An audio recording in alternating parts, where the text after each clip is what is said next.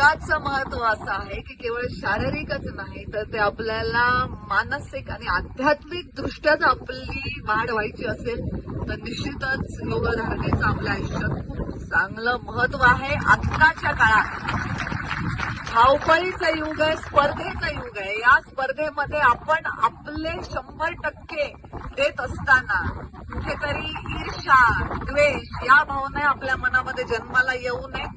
एक हेल्दी कॉम्पिटिशनच्या जगामध्ये आपण काम करत राहावं यासाठी तुम्ही सगळे या ऍडमिशन घेतली आहे असं तुमच्या वतीने मी समजते. फार जास्त वेळ बोलणार नाही कारण आता जर पाऊस पडायला लागला तर तुमची सगळ्यांची पंचायत होईल. योग मनाला शक्ती देते, नाही होणार? अरे योग मनाला शक्ती देतं, डोक्यावर छत्री नाही देत. हे तर पावसात भिजले तर भिजणारच आहे तुम्ही. मला तुमचा आग्रह मोडताना माझ्या जीवावर येत आहे, पण यांचं लग्न लागायचं थांबलेलं आहे त्यांच्यासाठी तर जाणं मला गरजेचं आहे. आणि तुमच्यासारखी त्यांनी योगधारणा केली नाही त्यामुळे ते शांत चित्ताने माझी वाट बघू नाही शकत, बोल्यावर उभा राहिलेला माणूस. त्यामुळे मला तिकडे जाणं गरजेचं आहे. निश्चितच तुमच्या वर्धापन दिनाच्या कार्यक्रमाला मात्र येऊन तुमच्याशी